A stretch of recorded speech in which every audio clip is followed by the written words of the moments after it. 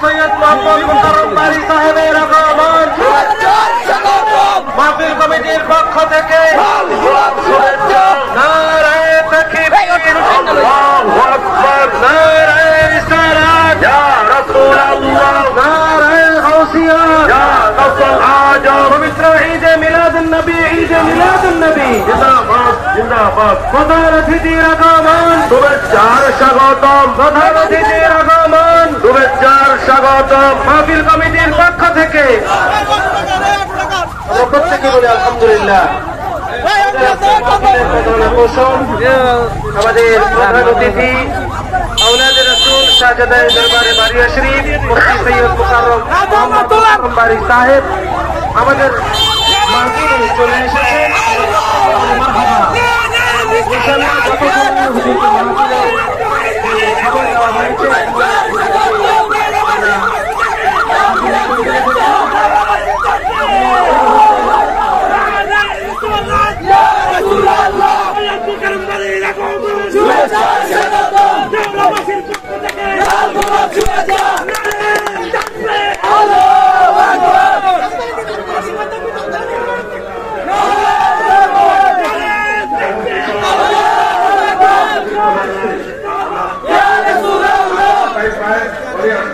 আপনাদের সম্মুখে সূরা ফাতিহা শরীফ তেলাওয়াত করলাম। এই সূরা ফাতিহা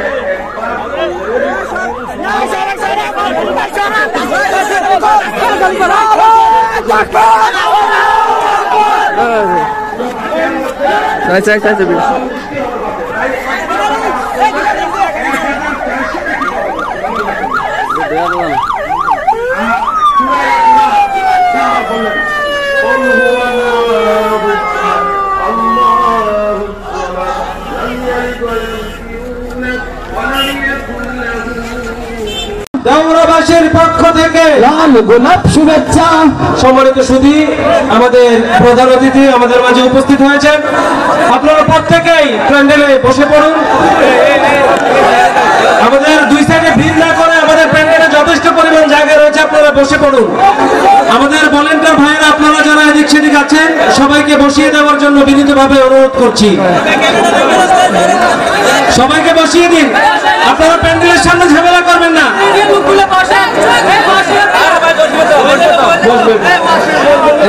আপনারা বাইরে যারা আছেন প্যান্ডেলে বসে যান। বিশেষ করে স্কুল, কলেজ, ভার্সিটি, মাদ্রাসার প্রান্তীয় ছাত্র ভাইয়েরা, পর্দার আড়াল থেকে শ্রবণরত আমার সম্মানিত মা ও বোনেরা, উপস্থিত এলাকার মান্যবর ব্যক্তিবর্গ, মুরব্বিয়ানে আযম, আল্লাহর প্রেমিক, নবীর প্রেমিক ইমানদার ভাইয়েরা, আসসালামু আলাইকুম ওয়া রাহমাতুল্লাহি তাআলা ওয়া বারাকাতুহু। মহান রবের আলিশান ও পাক দরবারে সকল গুনাহগার পাপী বান্দাদের পক্ষ থেকে শুকরের নাজরানা পেশ করার লক্ষ্যে অন্তরের সর্বোচ্চ মহব্বত ভালোবাসা প্রেজেন্ট করে রবের দরবারে শুকরাতান একবার বলি আলহামদুলিল্লাহ। আরেকটু আওয়াজ দিয়ে বলি আলহামদুলিল্লাহ। আজকের মাহফিল যারা আয়োজন করেছেন, যারা সহযোগিতা করেছেন, ইতিমধ্যে আমরা যারা উপস্থিত হয়েছি, আমরা যারা উপস্থিত হব, রব্বে করিম আমাদের সকলের জীবনের অতীতকালের কবিরা সগীরা গুনাহকে মাফ করে দিন। আল্লাহ পাক আমাদের মা বাবার গুনাহকে মাফ করে দিন। এই মুহূর্তে এই এলাকায় যত কবরবাসী কবরের আযাবে কষ্ট পাচ্ছে, এই মাহফিলের উসিলায় সকল বান্দাদের দোয়ার উসিলায় আল্লাহ প্রতিটি কবরবাসীকে আযাব থেকে মুক্তি দান করুন। সম্মানিত দেওড়াবাসী কেমন আছেন? আরেকটু জোরে, আরেকটু জোরে। আল্লাহ আপনাদেরকে সব সময় এমন ভাবে ভালো রাখুন, মিলমিশ করে সব সময় চলার তৌফিক দান করুন। সবার কাছে ডানে বামে যারা আছেন একটু খেয়াল করবেন। বাস বসে যান, বাস বাস হয়েছে। সকলের কাছে বিনয়ের সাথে আমার অনুরোধ, যতক্ষণ পর্যন্ত আমার মওলা আমাকে দয়া করে বলার তৌফিক দান করেন, এই সময়টুকু সবাই মনের কান দিয়ে শোনার চেষ্টা করবেন। আমার কোনো কথা কাউকে গ্রহণ করতে হবে না, তবে ভাই হিসাবে আপনার কাছে এতটুক আবদার, প্রত্যেকটি কথা মনের কান দিয়ে শুনে নিরপেক্ষ বিচারক হয়ে নিজের বিবেক দিয়ে বিবেচনা করে দেখবেন। সঠিক যদি মনে হয় গ্রহণ করবেন, ভুল যদি মনে হয় বাদ দিবেন, কোনো সমস্যা নেই। তৃতীয় নম্বর অনুরোধ, আমাকে আওয়াজ দিয়ে সহযোগিতা করতে হবে। যারা যারা আওয়াজ দিয়ে সহযোগিতা করতে রাজি আছেন একবার বলেন মারহাবা। যুবকের আওয়াজ আর একটু কঠিন হবে তো, বলেন না মারহাবা। মাইকের আওয়াজ যতটুকু যাচ্ছে, যারা ঘরে বসে আছেন আল্লাহর ওয়াস্তে ঘরে বসে থাকেন। দোকানে যারা আছেন চা খান, মাহফিলে আইসেন না, খবরদার। এটা আমার অনুরোধ। আমি যাওয়ার পরে সবাই মিলে আসবেন, এই মাহফিলটাকে আরো সুন্দর করবেন। এখন যতটুক এসেছে এই পাগলগুলাই যথেষ্ট।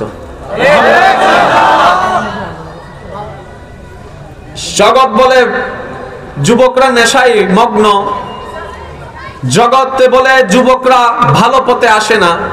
কই আজকের মাহফিলে তো বুড়া কম, সব যুবকে না। আসলে যুবকরা ভালো পথে আসে না কথা কিন্তু তা নয়। আমরা তাদেরকে উৎসাহ দিতে জানি না, সাপোর্ট দিতে জানি না, বিপদকালে তার হাতটা ধরতে জানি না, মন খারাপ লাগলে তার মাথায় হাত বুঝাই দিতে জানি না। ধরতে ধরতে তাকে শেষ করে ফেলি। একবার পরীক্ষায় ফেল করলে সবাই তার বদনাম করে, একজনও বলে না ফেল করেছো কি হয়েছে, সামনে পাস করবা। উৎসাহ দেওয়ার কেউ নাই, কথা বলে ঠিক না? সেজন্য আজকে যুবকরা বারবার সুইসাইডের দিকে চলে যাচ্ছে, বারবার যুবকেরা নেশার দিকে চলে যাচ্ছে। এটার দায়ভার সমাজেরও আছে, পরিবারেরও আছে, আমাদেরও আছে, কথা বলেন ঠিক কিনা? যুবকদেরকে ভালো পথে ডাকতে জানলে তারাও আসতে রাজি আছে। এবার আসেন, একটা ছেলে নামাজ পড়ে না, হঠাৎ তার মন পরিবর্তন হয়েছে, সে নামাজ পড়তে গেল কোনো কারণে। দেখবেন এলাকার সব মুসল্লিরা সে ঢুকার সাথে সাথে অন্যভাবে তাকায়।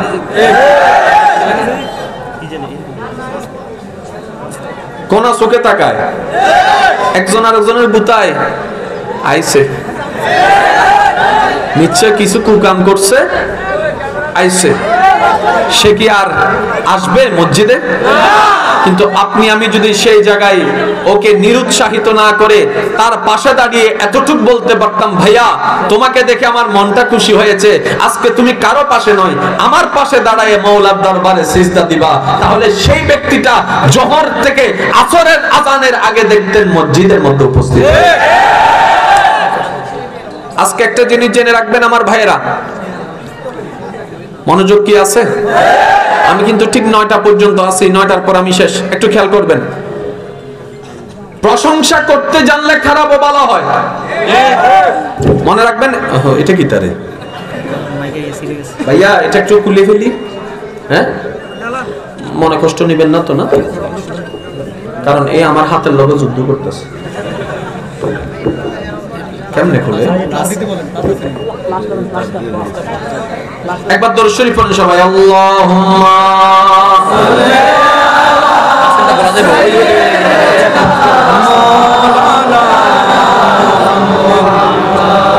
ওয়ালা আলি সাইয়্যিদিনা মাওলানা মুহাম্মদ আল্লাহুম্মা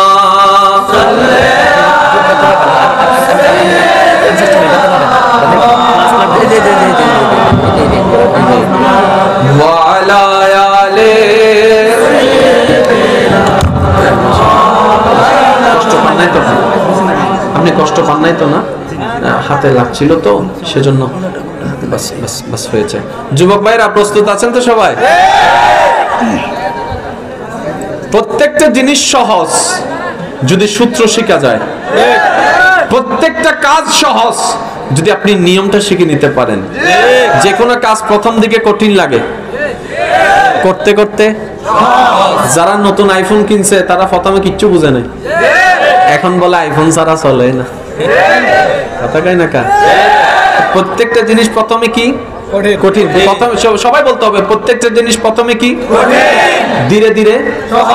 ঠিক তেমনি ভাবে প্রত্যেক দিন সকালে ঘুম থেকে উঠে নামাজ পড়া একটু কঠিন, একটু কঠিন, একটু কঠিন, রেগুলার করতে থাকবেন জোর করে। এক সময় এমন দেখা যাবে মুয়াজ্জিনের আজানের ধ্বনি মসজিদের মাইক থেকে আসার আগে আপনার চোখটা খুলে যাবে। ইমানদার ভাইয়েরা যারা এখানে এসেছেন, আমি সকলের কাছে অনুরোধ করছি, আমার মতো পাপী যারা আছেন এই নিয়তে মাহফিলে বসবেন এবং শুনবেন, আল্লাহ যেন এটার উসিলায় কোন একটা কিছুর মাধ্যম করে আমাদের সারা জীবনের কবিরা সগীরা গুনাহ যেন মাফ করে দেন।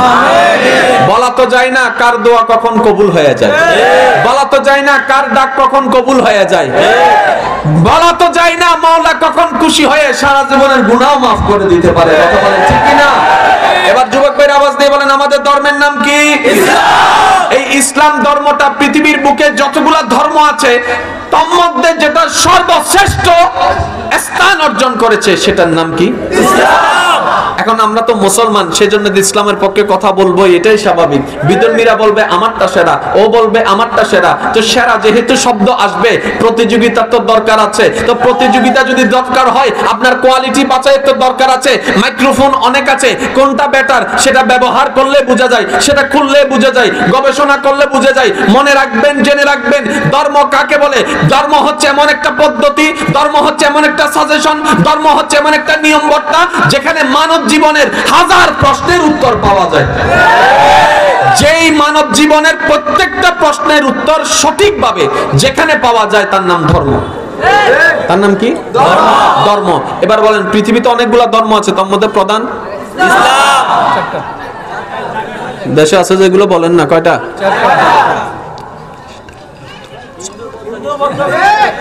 বুঝেন না, মাইক ক্যামেরা আছে তো, আছে না? আছে না? আছে। এতগুলা ধর্মের ভিতর শ্রেষ্ঠ কোনটা? যে বলে তারটা।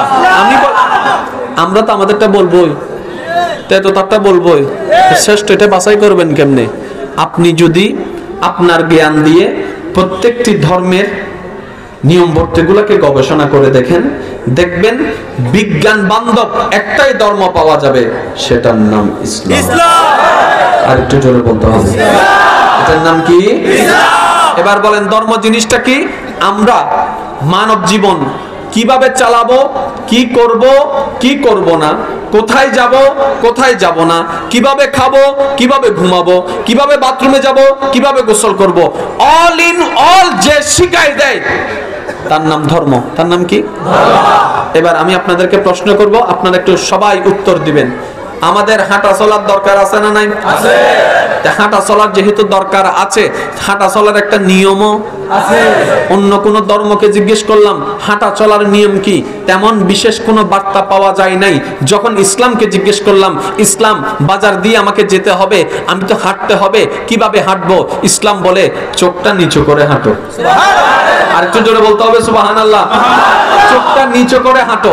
এবার ইসলামকে জিজ্ঞেস করলাম বাবা আমার আছে, বাবার সাথে কিভাবে কথা বলবো, মার সাথে কিভাবে কথা বলবো?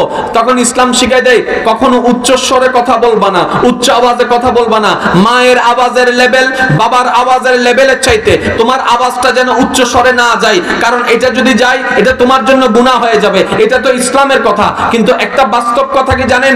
যারা মা বাবাকে কষ্ট দেয় সেই সন্তান জীবনে কখনো সুখী হতে পারে। জগৎ জানে এই কথা, কথা বলে না কেন?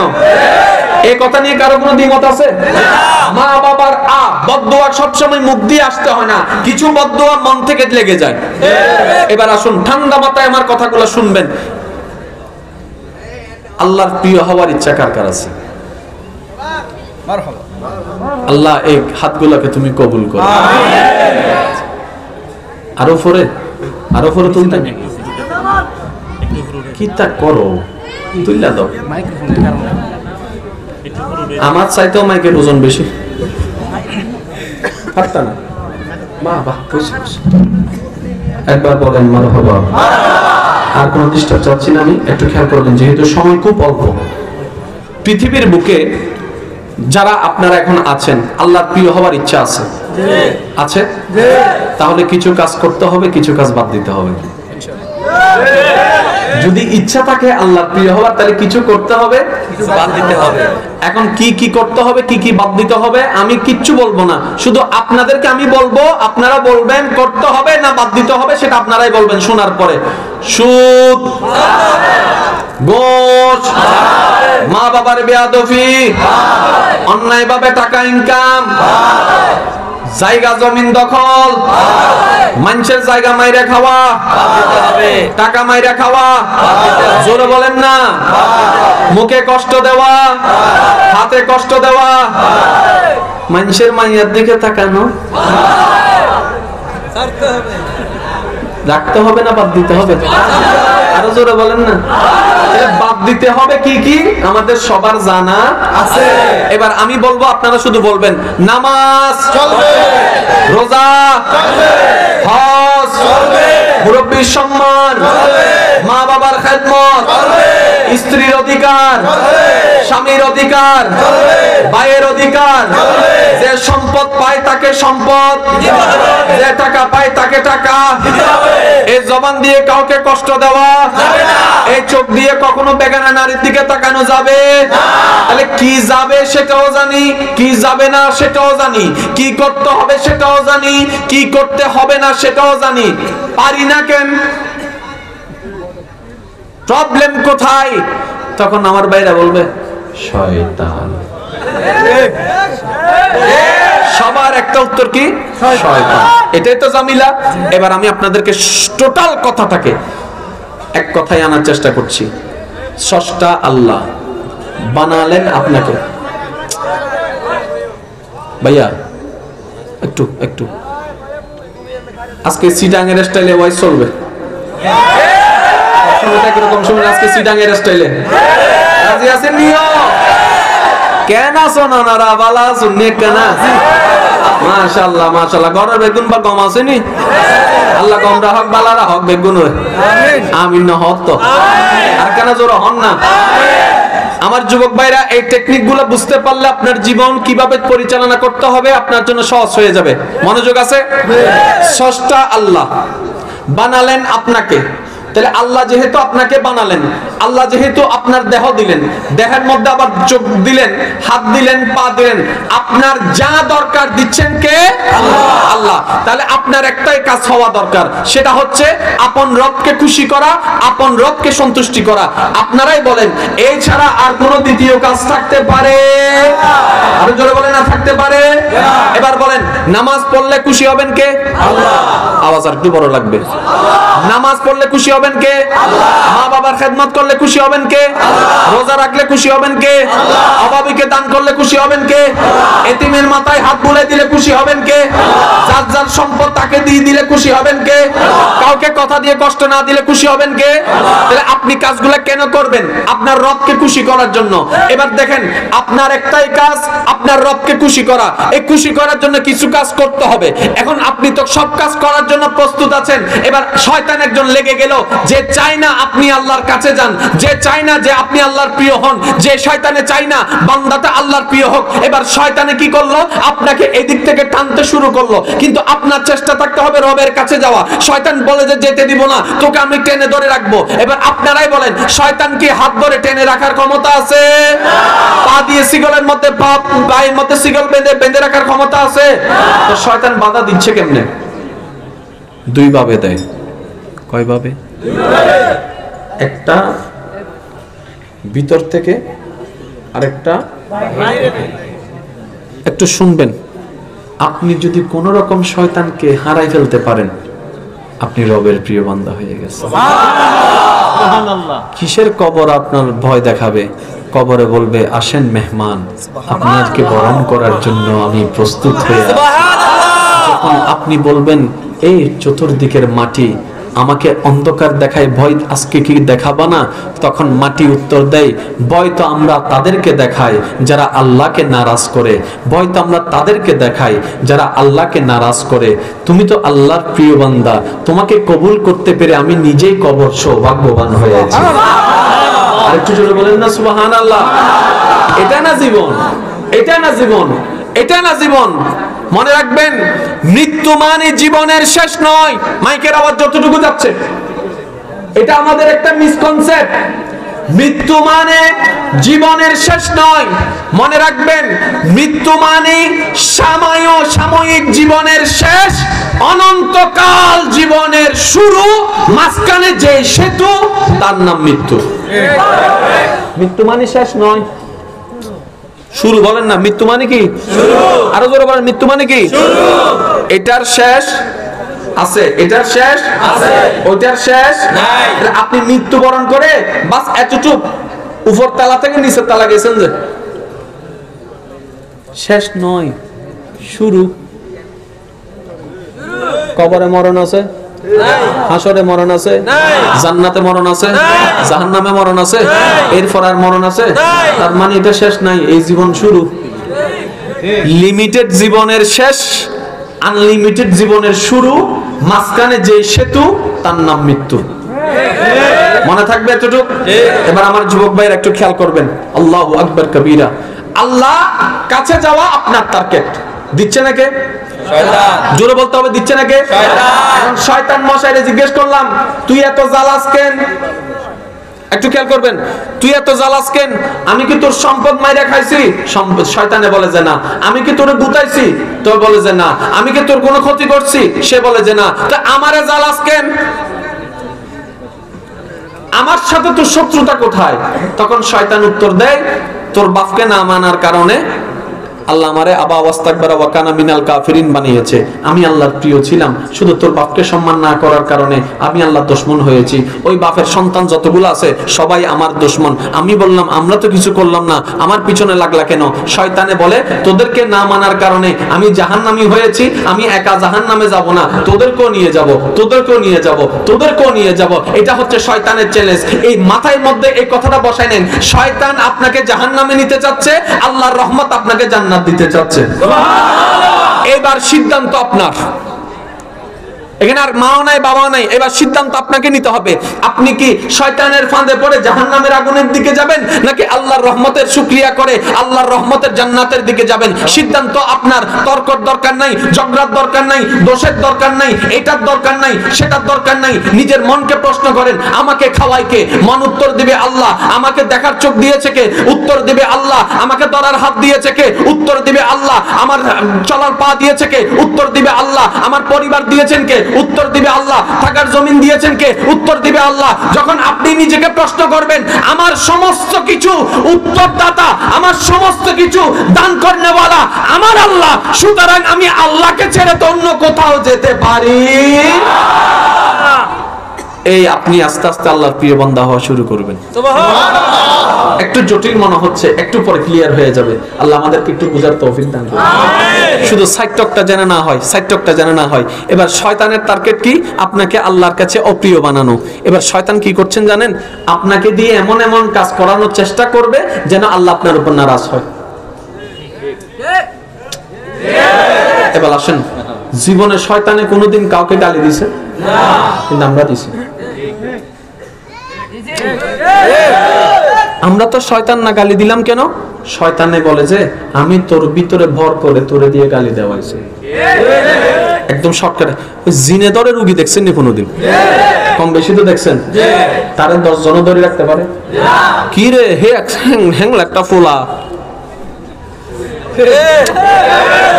সবাই এমনি করে দইরা মুসলমানরা ফালাই দেয়, কিতারে এত শক্তি? কয় আমায় কিতা, আমি তো কিচ্ছু জানি না। বর করছেন একজন, বর করছেন একজন।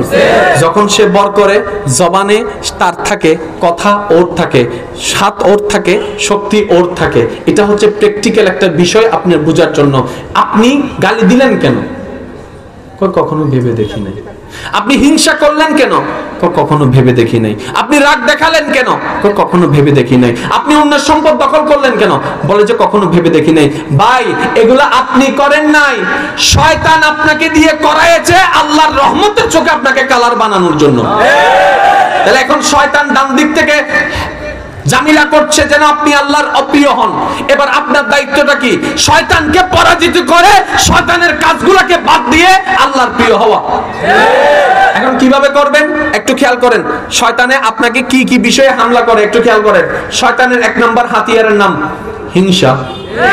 আমি বলছি আপনারা মিলাবেন। শয়তানের 1 নম্বর কৌশল, 1 নম্বর হিংসা, 2 নম্বর অহংকার, 3 নম্বর লোভ, 4 নম্বর বিদ্বেষ, 5 নম্বর হিংসা আপনার রাগ, 5 নম্বর কি?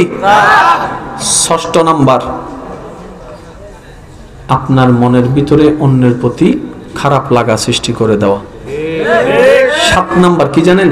হতাশা, ডিপ্রেশন। আমি আজকে এইভাবে আলোচনা করব, কারো কি কোনো আপত্তি আছে নাকি ওই ঘটনার দিকে চলে যাব? ঘটনার দিকে চলে যাবো নাকি জীবন নিয়ে কথা বলবো? কথা বলেন না। কারণ আপনারা হয়তো অনেকে দেখেছেন একটা ছেলে সুইসাইড থেকে ফেরত এসেছে। কিছুদিন আগে একজন বিধর্মী ইসলাম ধর্ম গ্রহণ করেছে। আজকে আপনাদের মাহফিলে আসলাম, একটা ভাই কিছুক্ষণ আগে কমিটির ভাইদের সামনে জড়াই ধরে বললেন আজকে থেকে আমি নামাজ বাদ দিব। বলেন না সুবহানাল্লাহ। ওই ভাইয়ের কথাকে কবুল করুন, আরো সব সময় অটল থাকার তৌফিক দান করুন। এই ভাইয়ের সাথে সাথে আরো যুবকদেরকে আল্লাহর পথে চলে আসার আল্লাহ সবাইকে তৌফিক দান করুন। তো সেজন্য আমার ভাইয়েরা, ওয়াইজ সময় পাল্টাচ্ছে, যুগ পাল্টাচ্ছে, সময় পাল্টাচ্ছে। আজকে থেকে 20 বছর আগে আপনাদের এলাকায় ভার্সিটির কোন ছাত্র ভালো করে খুঁজেও পাওয়া যেত না। এখন দেখেন ঘরে ঘরে ভার্সিটির ছেলে আছে, কলেজের ছাত্র আছে। আগে এই এলাকায় একটা সায়েন্সের ছাত্র খুঁজে পাওয়া বড় মুশকিল ছিল, এখন প্যান্ডেলের ভিতরে দেখেন 10-20 জন সায়েন্সের ছাত্র এমনি দাঁড়ায় যাবে। তো সময় পাল্টাচ্ছে, ওয়াইজ পাল্টাতে হবে, মাহফিল পাল্টাতে হবে, ধরন পাল্টাতে হবে, ইসলাম ধর্মের প্রেজেন্টেশনও পাল্টাতে হবে। কথা বলেন ঠিক কি না? কারণ দিন দিন নাস্তিক বেড়ে যাচ্ছে। জোরে বলেন না, নাস্তিক বেড়ে যাচ্ছে। আমরা যদি মাহফিলে বসে এই মাইকের মধ্যে হেদায়েতের বাণী না বলে বলে আমরা যদি একজন আরেকজনের বিপক্ষে বলতে থাকি, ঝগড়া করতে থাকি, একজন আরেকজনের দোষ ধরতে থাকি, ওই সমস্ত ক্লিপগুলা ফেসবুক ইউটিউবের মধ্যে যখন ভাইরাল হয়, প্রচার হয়, তখন ওই নাস্তিকরা ওই অল্প জ্ঞানী মুসলমানদেরকে দেখায় দেখায় বলে এই দেখো মুসলমানের কাণ্ড, এই দেখো মুসলমান, এটা তো কখনো ধর্ম হতে পারে না, এটা তো সঠিক হতে পারে না। তারপরে সে আস্তে আস্তে ব্লাইন্ড হয়ে ওই জায়গার মধ্যে নাস্তিক হয়ে যাচ্ছে। সেজন্য আমি অনুরোধ জানাবো সবার কাছে, এই দিন শেষ, ভালোবাসার দিকে ফেরত আসুন। এবার আমার কথাগুলো একটু খেয়াল করবেন। শয়তান আপনার ভিতরে ঢুকে দিচ্ছে হিংসা, এটা আপনার নয়। রাগ, সেটা আপনার নয়। বাস্তব প্রমাণ কি জানেন? যখন আপনি রেগে যান, অনেক কিছু করতে ইচ্ছে করে, অনেক কিছু বলতে ইচ্ছে করে। আচ্ছা, যখন রাগটা থেমে যায় তখন কি মনে হয়? না বলেন, আমি বলবো না, আপনারা বলেন। 10টা মিনিট আগে আপনি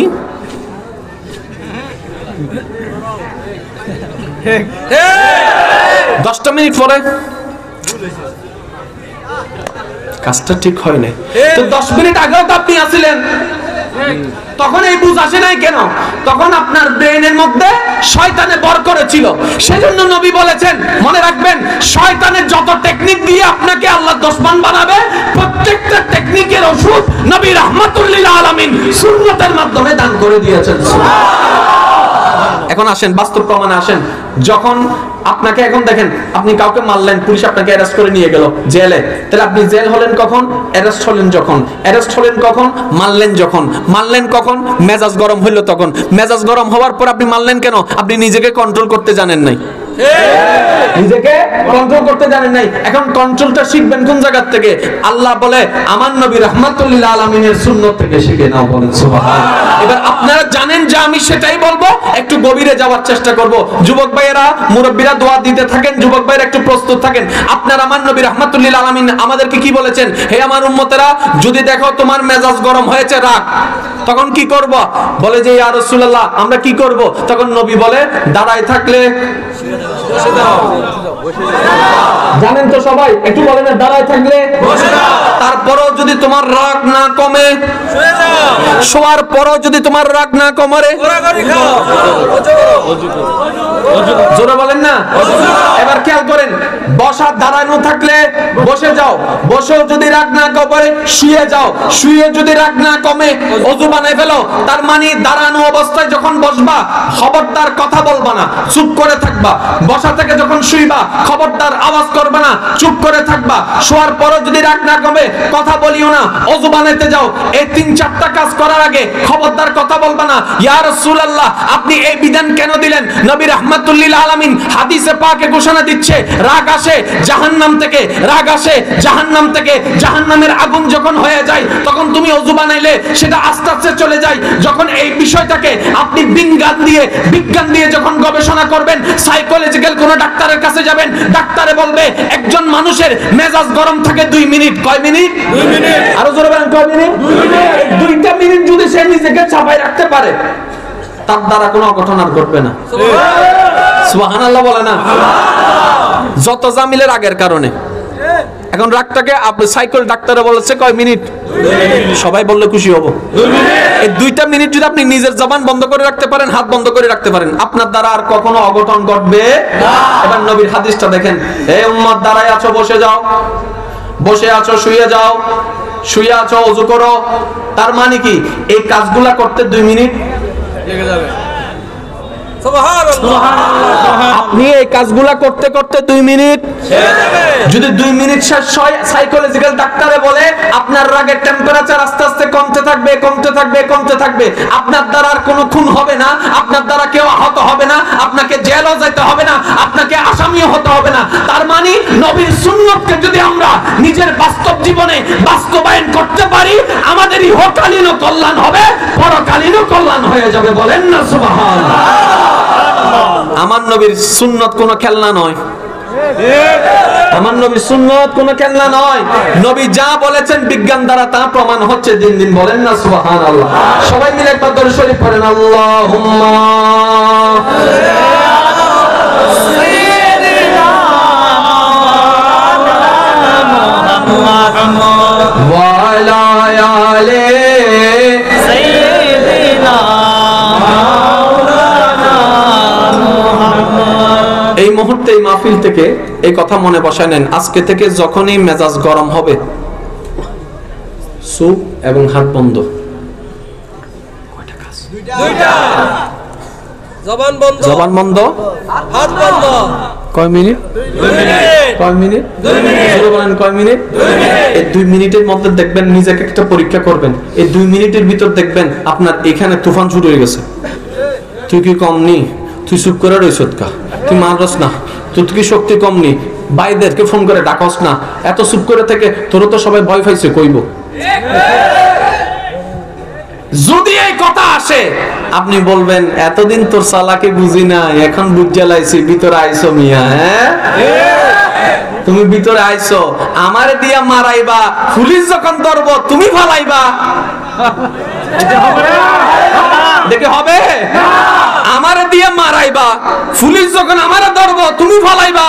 এই কাম আর করতাম না। কথা বলেন ঠিক কিনা? কয় মিনিট? 2 মিনিট। এটা এখানে বসাই, মাথায় বসাই ফেলতে হবে। কয় মিনিট? 2 মিনিট। কারো কোনো কথা খারাপ লাগছে, কেউ আপনার নামে বদনাম করছে, কেউ আপনার বিপক্ষে কথা বলছে, অন্যজন এসে আপনারে বলছে, দেখতেছেন আপনার খুব খারাপ লাগা শুরু হচ্ছে, কেমন জানি মেজাজ গরম হয়ে যাবে। নিচের দিকে তাকায় থাকবেন আর বলবেন তার কথা শুনে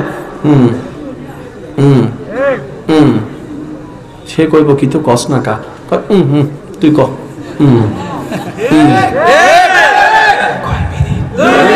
আপনি জানেন এই 2 মিনিটের দাম কতটুকু? হযরত মাওলা আলী শেরে খুদা আলী রাদিয়াল্লাহু তাআলা বলে, শক্তিশালী ব্যক্তি সেই নয় যার পাওয়ার আছে, শক্তিশালী ব্যক্তি তো রবের দৃষ্টিতে সেই ব্যক্তি যার বলার ক্ষমতা আছে, আল্লাহ সন্তুষ্টির জন্য মাফ করে দেয়, বলে না, রাগ দেখায় না, ক্ষমা করে দেয়। নিজের রাগকে যে কন্ট্রোল করতে পারে, সেই তো রবের দরবারে সবচেয়ে শক্তিশালী ব্যক্তি। জোরে বলেন কয় মিনিট? সত্যি করে বলেন তো, এই 2 মিনিট যদি বাঁচায় থাকতে পারেন, এই 2 মিনিট যদি নিজেকে সেভ রাখতে পারেন, কত কিছু থেকে আপনি বাঁচা যাবেন। এবার আমি আপনাদেরকে একটা শর্টকাট কথা বলি, শুনেন ভাইয়া। আপনাকে যদি জিজ্ঞেস করি গত সপ্তাহে কি দিয়ে ভাত খাইছেন শনিবারে, জানেনি এগুলো কি মনে থাকবো নি? আচ্ছা, গত শনিবারে আপনি এই টাইমে কইছিলেন? মনে নাই? ঠিক 5-6 বছর আগে যে আপনারে কেউ একজন মনে কষ্ট দিছে, এটা কেমনে মনে আছে? 3 দিন আগের কাহিনী মনে নাই, 5-6 বছর আগের আই লাভ ইউ, ভার্সিটির কথা, কলেজের কথা, রেস্টুরেন্টের নাম কি এটাও জানে, রোড কি এটাও জানে। যতবার রোড দিয়ে যায় মনে পড়ে আর কান্দে। ভাই কাহিনী কন্দেনের কয়। এখন এখনো মনে রাখা দিছস ব্যাপারটা কিটা শুনেন, যেটা এখানে থাকে সেটা সরে যায়, যেটা এখানে থাকে সেটা স্মরণ থাকে। এই জিনিসটা বুঝবেন, যেটা এখানে থাকে সেটা সরে যাবে, যেটা এখানে থাকবে সেটা স্মরণ থাকবে। আজকে থেকে 5 বছর আগে কি আপনাকে গালি দিছে সেটাও আপনার মনে আছে, তার চেহারাও মনে আছে, তার নামও মনে আছে, ওই জায়গার কথাও মনে আছে, কেমনে বকা দিছে সেটাও মনে আছে, কি কি বলছিল সেটাও মনে আছে। কিন্তু একদিন আগের কথা আপনার মনে নাই, কারণ একদিন আগের কাজটা আপনি ব্রেন থেকে করেছেন। ও আল্লাহর বান্দারা, এই বিষয়টা একটু বুঝে রাখার চেষ্টা করুন। আমরা বোকামিটা করি কোথায়? আমরা রাগের বিষয়টা মনের মধ্যে স্থান দিই, হিংসার বিষয়টা মনের মধ্যে স্থান দিই, অপমানের বিষয়টা মনের মধ্যে স্থান দিই, কেউ কষ্ট দেওয়ার কথাটা মনের মধ্যে স্থান দিই, বেঈমানের কথাটা মনের মধ্যে স্থান দিই। ওই খারাপগুলা মনে স্থান দিতে দিতে মনটাকে খারাপ করে ফেলছি, মনটাকে অশান্তি করে ফেলছি। আমরা যদি বোকামি এটা না করে, কখন মসজিদে গিয়েছিলাম এটা মনের মধ্যে রাখতাম, কখন কোরআন পড়েছিলাম এটা মনের মধ্যে রাখতাম, আল্লাহর কথা মনে রাখতাম, নবীর কথা মনে রাখতাম, এই মন কখনো অশান্তি হতো না, ওই ব্যক্তি আর কখনো সুইসাইডের দিকেও যাইতো না। আল্লাহু আকবার, আল্লাহু আকবার, ইয়া রাসূলুল্লাহ। উচ্চ আওয়াজ একবার বলেন সুবহানাল্লাহ, আর একটু জোরে বলেন না সুবহানাল্লাহ। আমি যেগুলা বলছি বাস্তব জীবনের সাথে মিলাই দেখেন, কষ্টের কথা মনে রাখছেন? কথা বলে না? ভালোবাসার মানুষদের মনে রাখছেন? মনে থাকে, ফরা কিন্তু মনে থাকে না। স্যার ক্লাস 9 এর মধ্যে জাননি ভাই, বোর্ড পড়ছেন নি? স্যার কত? ওইটা তো লেখার লাগে না শিখছিলাম, মুখস্থ রাখার লাগে না শিখছিলাম। এখন কইতে গেলে জীবনও পারতো না, কি লেগা? ওইটা শিখছে পরীক্ষায় পাশ করার জন্য। সেজন্য আমি বলি, আমাদের দেশের যে শিক্ষা ব্যবস্থা, এটা সবকিছুই উন্নত হচ্ছে, শিক্ষিতর হার, গোল্ডেন এ প্লাসের হার দিন দিন বাড়ছে, কিন্তু সমাজ পরিবর্তন হচ্ছে না, এলাকা পরিবর্তন হচ্ছে না, সবকিছু আরো অধঃপতনে যাচ্ছে। আরো যদি জগতের মানুষ এক কথা জানে, যারা শিক্ষিত, যারা সার্টিফিকেটওয়ালা, তারাই দেখি বেশি বাকফারি করে, তারাই দেখি বেশি 2 নাম্বারি করে, তারাই বেশি দেখি গোরজাল করে। ওই অশিক্ষিতরা তো সেটা করে না, সার্টিফিকেট ছাড়ারা তো সেটা করে না। তাহলে সেই সার্টিফিকেটের দাম কি? যে সার্টিফিকেট আমাকে মানুষ বানাইতে পারে নাই, অমানুষ বানাইছে, সেই সার্টিফিকেটের দরকার নাই, দাম নাই। তাই তো আমি বলি, পরীক্ষার খাতায় গোল্ডেন এ প্লাস পাওয়ার দরকার নাই। আপনি মানব জীবনে, মনুষ্যত্বের জীবনে এ প্লাস অর্জন করেন, সব ঠিক হয়ে যায়।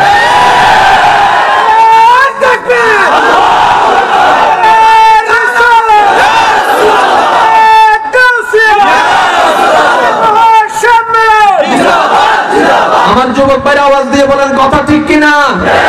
এই দেশ অশান্তি হচ্ছে কি সার্টিফিকেট ছাড়াদের কারণে, নাকি সার্টিফিকেট ওয়ালাদের কারণে?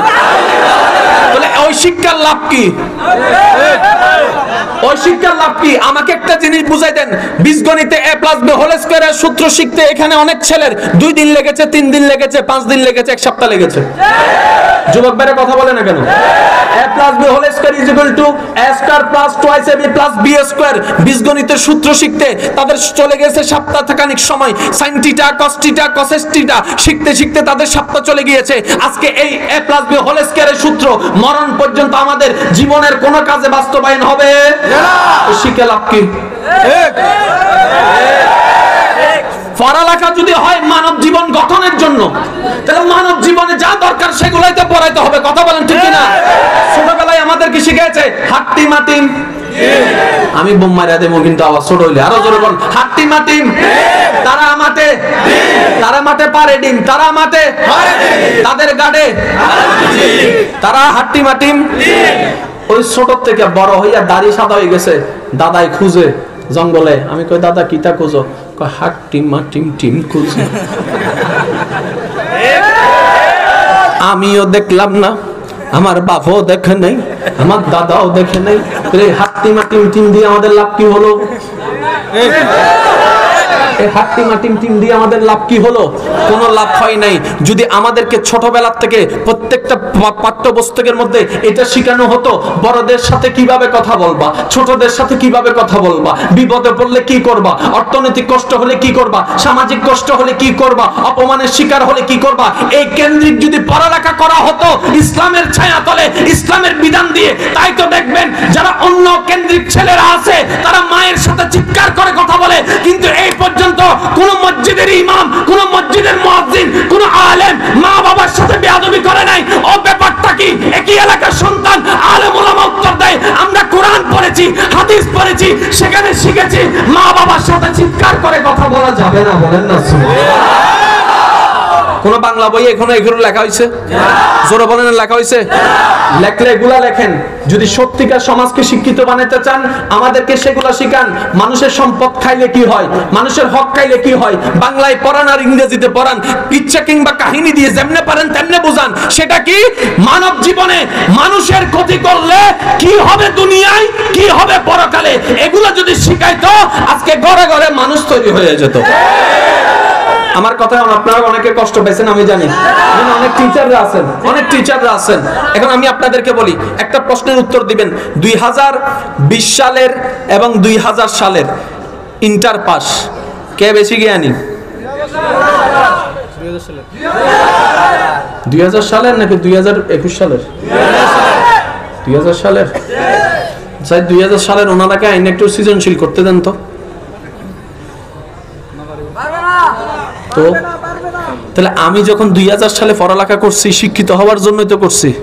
প্রত্যেক বছর শুধু বই পাল্টায়, প্রত্যেক বছর শুধু বই পাল্টায়, প্রত্যেক বছর যদি বই পাল্টায়, তা আপনি যদি বই পাল্টায় বারবার করে নতুন গুলো তুলে দেন, আমরা পুরানগুলা পড়ালেখা করে লাভটা কি হইছে? শিক্ষার একটা নাম, একটা মেম্বার নিজস্ব থাকতে হবে যেটা এক লেভেলের। আমরা প্রায় সময় বলি বিদেশি শিক্ষা ভালো, বিদেশি শিক্ষা ভালো। কেন জানেন? তারা 10টা পড়ায় না। এই তুই কি হবি? স্যার আমি ডাক্তার হব। দত্ত রইলেন। আরো জোরে বলেন না। এই তুমি কি হইবা? স্যার আমি ইঞ্জিনিয়ার হব। এই দত্তর বই এগুলো তুই এই লাইনে। কথা বলেন ঠিক কিনা? তোর বইও কম, পড়াও বেশি, জ্ঞানও বাড়ো, গবেষণাও ভালো। আজকে দেখেন নার্সারির ছোট ছোট বাচ্চারা, তার ওজনে নাই এতটুকু, বইয়ের ওজন যতটুকু। এগুলো কি পড়ালেখা না ব্যবসা? আরো যদি বলেন পড়ালেখা না ব্যবসা? যেখানে পড়ালেখা না থেকে ব্যবসা হয়, সেই জগতে, সেই দুনিয়ায়, সেই দেশে শিক্ষিত জাতি আশা করা যাবে? যদি শিক্ষিত বানাইতে চান আপনার সন্তানকে, ইংরেজি পড়ান, বাংলা পড়ান, অঙ্ক পড়ান, কিন্তু সবার আগে কোরআনটা পড়াই দেন, নবীর সুন্নাতটা পড়াই দেন। এই সন্তান কখনো আপনাকে বাতে মারবে না, আপনার সাথে বেয়াদবি করবে না। কথা বলেন ঠিক কিনা?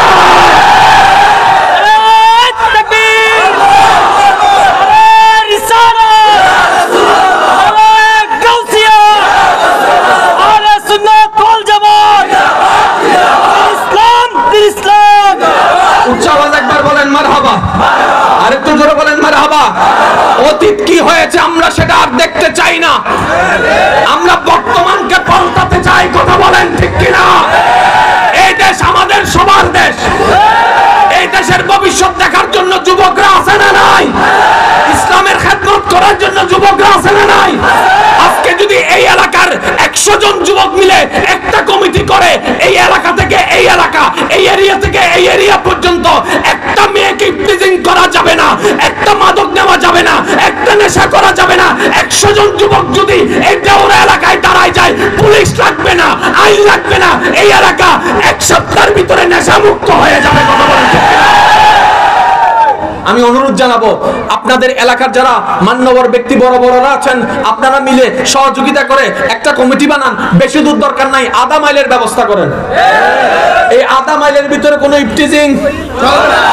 জোরে বলেন না। এই আধা মাইলের ভিতরে কোনো ইফটিজিং, এই আধা মাইলের ভিতরে কোনো নেশা, এই আধা মাইলের ভিতরে কোনো বেয়াদবি, এই আধা মাইলের ভিতরে অনইসলামিক কোনো কাজ চলবে। 1 মাস করেন না, 2য় মাসের মধ্যে দেখবেন কোন একটা মেয়ে 1 মাইল দূরে বয়ে বয়ে থাকবে ইফটিজিং করার। তার মনে মনে চিন্তা, আরেকটু হলে তো ওই জায়গায় পৌঁছে যাব যেখানে আমার মায়ের পেটের ভাই নাই, কিন্তু আমার ইমানি ভাইরা আমার নিরাপত্তার জন্য দাঁড়ায় আছে। এরকম চট্টগ্রামে একটা জায়গা আছে, নাম বলছি না আমি। ওই জায়গার মধ্যে 13 জন ছেলেরা, যুবক ছেলে মিলে একটা কমিটি করছে। কয়জন?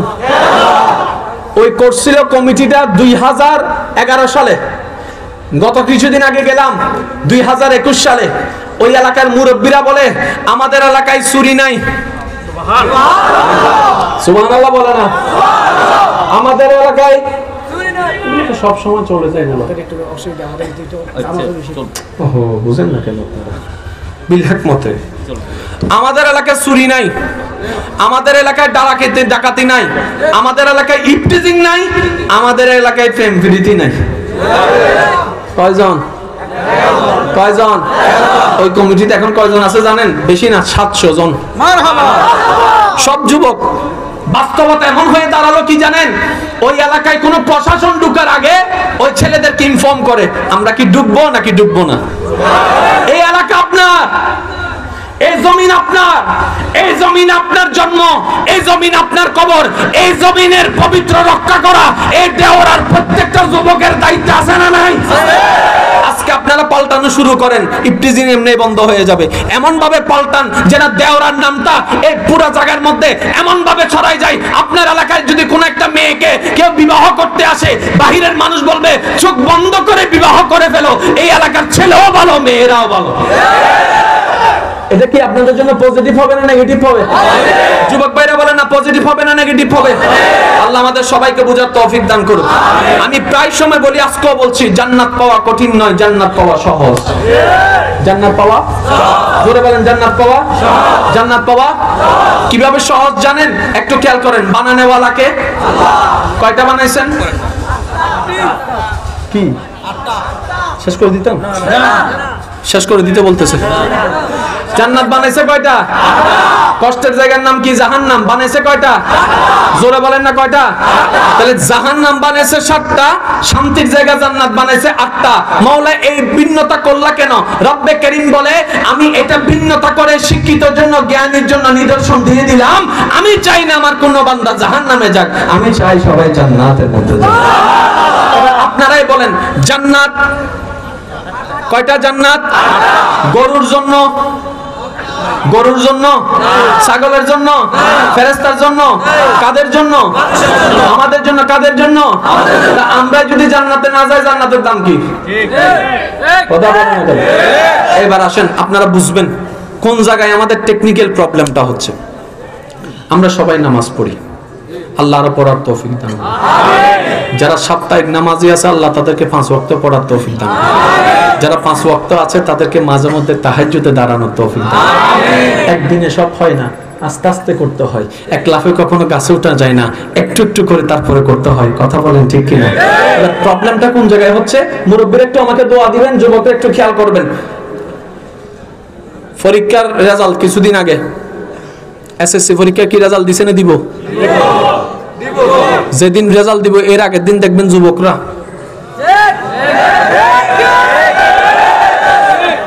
বড় ভাইয়ে কয় কিতারে আমার ভাই তো ভালো হয়ে গেছে গা, মায়ে কয় আমার পুত্রে পুত সারা জীবন যদি পরীক্ষা থাকতো বেশি ভালো হইতো। কথা বলেন ঠিক না? এবার বড় ভাইয়ের ছেলে ছোট ভাইকে দেখে পুরো অবাক হয়ে গেল। ছোট ভাইকে বলে এই আয় ভাত খাই, তাই কয় না ভাইয়া নামাজটা শেষ করে আসি।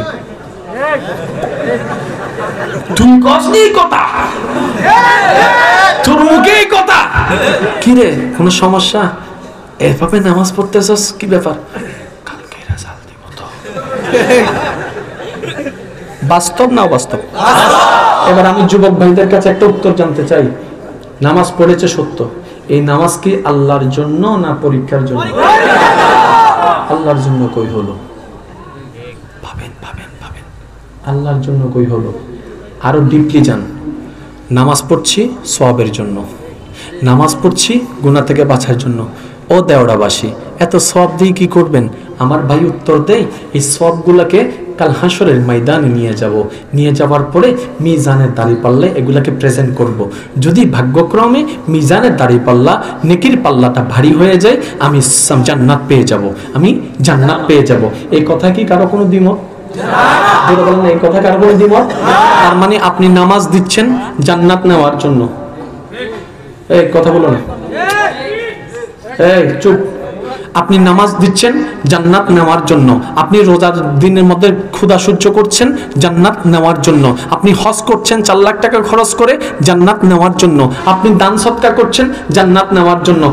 আপনার আমার প্রত্যেকজনের কাছে একটু খেয়াল করে দেখেন, আমরা দিচ্ছি জান্নাত নেওয়ার জন্য, দিচ্ছি জান্নাত নেওয়ার জন্য। এবার রব্বে করিম বলে, বান্দারে তুই তো যা করেছিস জান্নাতের জন্য, আমার জন্য কি করলি? তুই তো দিলি কি? দিলাম নিলাম, নামাজ দিলাম সওয়াব নিলাম, সওয়াব দিলাম জান্নাত নিলাম, রোজা দিলাম জান্নাত নিলাম। বান্দারে তুই তো জান্নাত পাওয়ার আশাই করেছিস, তুই তো আমাকে পাওয়ার জন্য করিস নাই, আমার খুশির জন্য করিস নাই। তুই বান্দা যদি একটু বুদ্ধি করে জান্নাতকে না চেয়ে জান্নাতের খালিককে যদি চাওয়ার জন্য পাওয়ার জন্য করতি, তাহলে জান্নাত তোকে খুঁজতে হতো না, জান্নাতে তোকে আমি আল্লাহর কাছে চেয়ে নিয়ে নিত। এবার আসেন আপনারা একটু বুঝবেন, যে জান্নাত পেয়ে যাবে সে আর কখনো ভালো কাজ করার দরকার আছে? যে পরীক্ষায় পাশ করে ফেলে সে আর পড়ে? কথা বলেন না, কিছুদিন আর পড়ে না। আচ্ছা বলেন, আমরা নামাজ পড়ি কি পাওয়ার জন্য? ভাইজান আপনাদের যদি কষ্ট না হয় আওয়াজ দিলে আমি খুশি হব। আমরা নামাজ পড়ি কি পাওয়ার জন্য? রোজা পড়ি কি, রোজা রাখি কি পাওয়ার জন্য? জিহাদ করব আমরা কি পাওয়ার জন্য? তাহলে কেউ যদি আগে থেকে জান্নাত পেয়ে যায় সে আর নামাজ পড়ার দরকার? বলেন না, নামাজ পড়ার দরকার? হযরত আবু বকর সিদ্দিক রাহমাতুল লিল আলামিন নবী মদিনার ভুবনে একদিন বলে, আবু বকর আমার আল্লাহ তোমাকে জান্নাতের লিস্টের মধ্যে শামিল করে নিয়েছে। আমার আল্লাহ তুমি আবু বকরকে জান্নাতের জন্য একটা বরাদ্দ ঘর তোমার জন্য রেখে দিয়েছেন।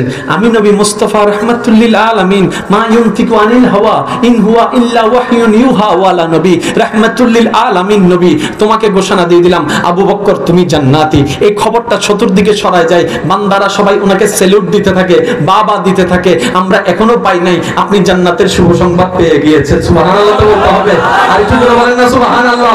আমরা যে জান্নাতের তালাশি আপনি সেই জান্নাত পেয়ে গিয়েছেন, আমরা নামাজ পড়ি যে জান্নাতের জন্য আপনি সেই জান্নাত পেয়ে গিয়েছেন। চতুর্দিক থেকে বাবা আসতে লাগলো। মদিনাবাসী রাতের বেলা ঘুমাই গেলেন। পরের দিন সকালবেলা কি অদ্ভুত বিষয়, কি অবাক করা বিষয়, প্রত্যেক দিনের মতো ওই দিনও হযরত আবু বকর সিদ্দিক আকবর রাদিয়াল্লাহু তাআলা ভোরবেলায় ঘুম থেকে উঠলেন। উঠার পরে আবার সে ওযু বানালেন। ওযু বানানোর পরে এবার এক কদম পরে মসজিদে নববীর দিকে আগাতে লাগলেন। মদিনাবাসী প্রশ্ন করে, ও আবু বকর সিদ্দিক কোথায় যাচ্ছেন? সিদ্দিক আকবর বলে, কেন আমি মসজিদে যাচ্ছি। কেন যাচ্ছেন আপনি মসজিদে? বলে যে ফজরের নামাজটা আদায় করতে যাচ্ছি। ফজরের নামাজটা আদায় কর, সুবহানাল্লাহ জোরে, ফজরের নামাজটা আদায় করতে যাচ্ছি। ও সিদ্দিক আকবর আপনি না জান্নাতি? বলে যে হ্যাঁ। নবী না আপনাকে জান্নাত দিয়েছেন? বলে যে হ্যাঁ। তাহলে আপনি আবার নামাজ পড়তে যাচ্ছেন কেন? আমরা তো নামাজ পড়ি জান্নাত পাওয়ার জন্য, আপনি তো পরীক্ষায় পাশ করে ফেললেন। সিদ্দিক আকবর বলে, জান্নাত পাওয়ার জন্য নামাজ পড়ি না, মাওলাকে রাজি করার জন্য নামাজ পড়ি। এবার নিজেকে প্রশ্ন করেন, নিজের মনকে প্রশ্ন করেন, আমরা আল্লাহর জন্য কতটুকু করতে পেরেছি আর জান্নাতের জন্য কতটুকু করেছি? তর্কের দরকার নাই, ঝগড়ার দরকার নাই, জোরে বলেন না, ঝগড়ার দরকার নাই, কারো কথা শোনার দরকার নাই। নিজেকে প্রশ্ন করেন, আল্লাহর জন্য এখনো আপনি আমি কিছু করতে পারি নাই। একজনকে ভালোবেসে হাত কাটতে পারছি, একজনকে ভালোবেসে দুই বেলা না খেয়ে থাকতে পারছি, একজনকে ভালোবেসে চোখের পানি ঝরাইতে পারছি। কিন্তু নিজের মনকে প্রশ্ন করেন, যে আল্লাহ রহমান, যে আল্লাহ রহিম, যে আল্লাহ গফফার, যে আল্লাহ সত্তার, যিনি মায়ের চাইতে বেশি ভালোবাসেন, যিনি বিন মাঙ্গে দান করতে থাকেন, সেকেন্ডে যিনি দয়া করেন, সেই আল্লাহর জন্য এখনো আমরা কিছু করতে পারি? চোখের পানি ঝরাইতে পারছি, হাত কাটতে পারছি, উপবাস থাকতে পারছি। তাও রমজান মাসে যে উপবাসটা থাকি, দুপুর বেলা পানির তৃষ্ণায় যখন বুক ফাইটা যায় তখন একজনে কয় 3টা ডুকা ফ্রিজে, দুপুর বেলা 3টা ডুকা, যদিও এক গ্লাসের বেশি আর খাইতে পারে না, 3টা কিন্তু ফ্রিজে ঢুকাই দিছে। কেন? তৃষ্ণা, আজকের ইফতারের সময় পুরো ফাটাইলাম। কার জন্য? পারছি। সেজন্য স্থির হয়ে যান, বাঁচবেন আর কয়দিন আর আপনার বিষয় আছে, কয়দিন আর আপনি দুনিয়াতে থাকবেন। এমন একটা জীবন বানান, মৃত্যুর ফেরেশতা যখন আপনার সামনে আসবে আপনার মনে যেন কোনো আফসোস না থাকে, মনের মধ্যে যেন একটা শান্তি থাকে। যাই করি মানুষের ক্ষতি করি নাই, মানুষকে কষ্ট দিই নাই, মানুষের হক মেরে খাই নাই, মানুষের জায়গাটা আমার 100% ক্লিয়ার আছে। আসামি হয়ে গেলাম আল্লাহর দরবারে, নামাজের আসামি, রোজার আসামি, হজের আসামি, জাকাতের আসামি। কিন্তু আমি আশাবাদী, আমার রহমান চাইলে সেকেন্ডটাই আমার সারা জীবনের কবিরা সগীরা গুনাহ মাফ করে দিতে পারে। বলেন সুবহানাল্লাহ। আর একটু জোরে বলেন না সুবহানাল্লাহ। ইমানদার ভাইরা আওয়াজ দিয়ে বলেন, আল্লাহ চাইলে পারে কি পারে না? আল্লাহ চাইলে পারে কি পারে না? আপনারা শুনলে তাজ্জুব হয়ে যাবেন। আবু দাউদ শরীফের সনদের মধ্যে এসেছে, হযরত নবী রাহমাতুল লিল আলামিন হাদিসে ঘোষণা দিচ্ছে, মুসা নবীর একটা উম্মত। কার উম্মত? হাশরের ময়দানে মিজানের দাঁড়িপাল্লায় যাবে, যাওয়ার পরে তার গুনাহ ভারী হবে। আল্লাহ পাক রব্বুল আলামিনের সেই মিজানের দাঁড়িপাল্লায় যখন ভারী হবে, ফেরেশতারা তাকে টেনে টেনে জাহান্নামের দিকে যখন নিয়ে যেতে চাইবে, রব্বে করিম বলবে, হে ফেরেশতারা দাঁড়াও, তাকে জাহান্নাম দিও না, তাকে জান্নাতি করে দাও, তাকে জান্নাতি করে, সুবহানাল্লাহ বলেন না, তাকে জাহান্নাম দিও না, জান্নাতি করে দাও। তখন ফেরেশতারা জিজ্ঞেস করবে, রব্বে করিম গুনার পাল্লা তো ভারী হয়েছে, কোন সে আমল যে আমল দিয়ে সে জান্নাত পাবে? আমরা তো বুঝলাম না। এবার রব্বে করিম কি বলছে, আপনার রহমান কি বলছে, একটু মনের কান দিয়ে শুনে দেখুন, আর অন্যদিকে যাওয়ার ইচ্ছা করবে না। আপনার রব বলছে সেই মুসা নবীর উম্মতের ব্যাপারে, হে ফেরেশতারা শুনো, সে একদিন ঘুমন্ত অবস্থায় এক কাত থেকে আরেক কাত হওয়ার সময় আমাকে একবার নাম ধরে ডেকেছে। ঘুমন্ত অবস্থায় সে এক কাত থেকে আরেক কাত হওয়ার সময় আমি আল্লাহকে একবার নাম ধরে ডেকেছিল। ফেরেশতারা বলে, আল্লাহ, ঘুমের মানুষ তো সেন্সিটিভ থাকে না, সে তো ডাকলেও মন থেকে ডাকে নাই, এমনি হয়তো ডেকে ফেলছে। তখন রব্বে করিম বলে, ফেরেশতারা মন থেকে না ডাকো, মুখ থেকে ডাকছে, আমাকে ডাকছে তো, আমাকে ডাকছে তো, আর কাউকে তো ডাকে নাই, আমাকে ডাকছে তো। আর আমি তো মালিক ইয়াউমিদ্দিন, আমি চাইলে তো জাহান্নামকে সেকেন্ডেও জান্নাতি বানাতে পারি, জান্নাতিকে আবার জাহান্নামেও বানাতে পারি। আমি ইন্নাল্লাহ আলা কুল্লি শাইইন কাদির, আমি আল্লাহ অর্ডার দিলাম, জাহান্নাম নয় তার ভাগ্যে জান্নাত দিয়ে দাও। কারণ যে আমার নাম ধরেছে, আমি আল্লাহ চাই প্রত্যেকটা বান্দার কোন একটা কাজ করুক, আমার জন্য করুক, যেই কাজটা দেখে আমি আল্লাহ তার সারা জীবনের কবিরা সগীরা গুনাহ মাফ করে দিতে পারি। ওই হাজারটা কাজের ভিতরে একটা কাজের নাম নামাজ। এই হাজারটা কাজের ভিতরে একটা কাজের নাম মা বাবার সেবা। মনে রাখবেন ভাইরা, আমি কিছু প্রশ্ন করে যাচ্ছি, আপনারা একটু যুবক ভাইরা বুঝে শুনে উত্তর দিবেন, তাহলে ঝগড়া থেকে বের হয়ে যেতে পারবেন। আমরা সবাই চাই জান্নাত, সবাই চাই জান্নাত। তো জান্নাতে যেতে গেলে একটা জিনিস কম্পালসারি করতে হবে, নামাজ। বলেন না, দলের পার্থক্য থাকতে পারে, মতের পার্থক্য থাকতে পারে, কিন্তু আমরা সবাই আল্লাহর বান্দা, রাসূলের উম্মত। চিন্তার পার্থক্য থাকতে পারে, আরে এক মায়ের পেটের দুই ভাই, দুই চিন্তার তো হতেই পারে। কথা বলেন ভাইরা, ঠিক না? আমি আপনাদের কষ্ট হচ্ছে আমি বুঝতে পারছি।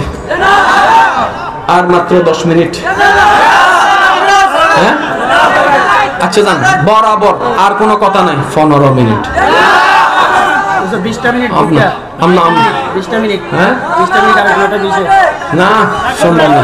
আচ্ছা, হ্যাঁ, আরেক জায়গায় প্রোগ্রাম আছে, আরেক জায়গায় প্রোগ্রাম আছে।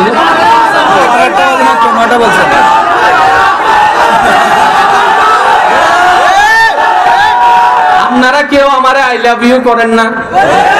আই লাভ ইউ করলে যাইতে না দিবেন, কষ্ট হয়নি কোনো? কত ভালো লাগে আমার নূর নবীর নাম, আরো ভালো লাগে নবীর দুরূদ সালাম, নবীর দুরূদ সালাম, নবীর দুরূদ সালাম। দরুদ শরীফের আওয়াজ সবাই একই আওয়াজে, আল্লাহুম্মা সাল্লি আলা সাইয়্যিদিনা মুহাম্মাদিন, আল্লাহুম্মা সাল্লি আলা সাইয়্যিদিনা মুহাম্মাদিন। যার যত শক্তি আছে একবার বলেন মারহাবা। যুবক ভাইরা মনের কান প্রস্তুত রাখবেন, কারণ এই কান দিয়ে শুনলে বাইরে যাব, এই কান দিয়ে শুনলে ওই কষ্টের কথার মতো সব মনে কান্দা থাকবে। সেজন্য মনের কানটা প্রস্তুত রাখবেন। একটু খেয়াল করবেন, নামাজ কম্পালসারি। এবার বলেন, নামাজ কয়েকটা নামাজ পড়লে জান্নাতে যাওয়া যাবে? আরো জোরে, সবাই একমত তো?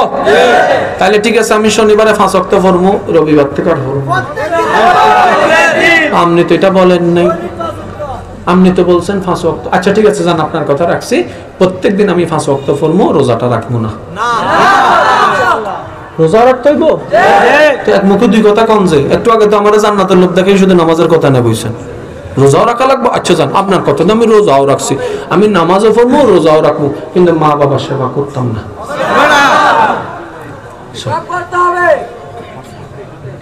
একটু আগে কইলে এক কথা, এখন কয় আর কথা। আচ্ছা জান, আপনার কথা এটাও রাখছি, নামাজও পড়বো, রোজাও রাখবো, মা বাবার সেবা করবো, কিন্তু বউর হক আদায় করবো না।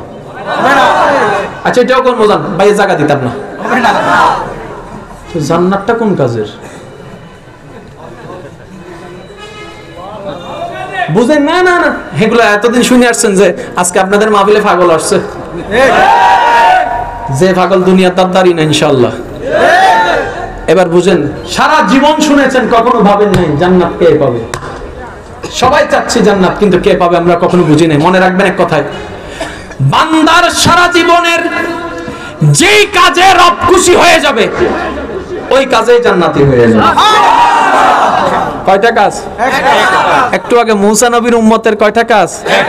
শুধু ঘুমের মধ্যে আল্লাহ,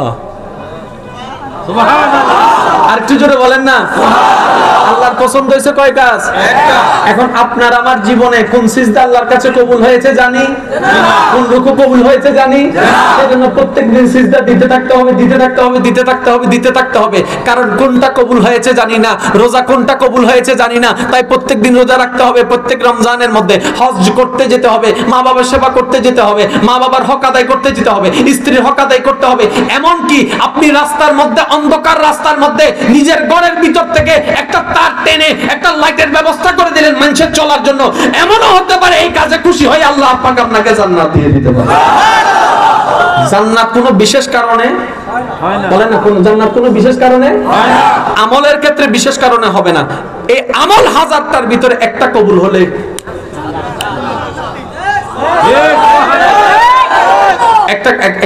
একটা জিনিস আমি আপনাদেরকে পরীক্ষা করে দেখাই। যার যত শক্তি আছে একবার বলেন সুবহানাল্লাহ। কয় সেকেন্ড লাগছে? কয় সেকেন্ড? জোরে বলেন না। এই এক সেকেন্ডটাই যথেষ্ট আপনার তাকদীর পাল্টানোর জন্য। এখন যারা বোবা আছে, একটা আসিল বোবা, সে কয়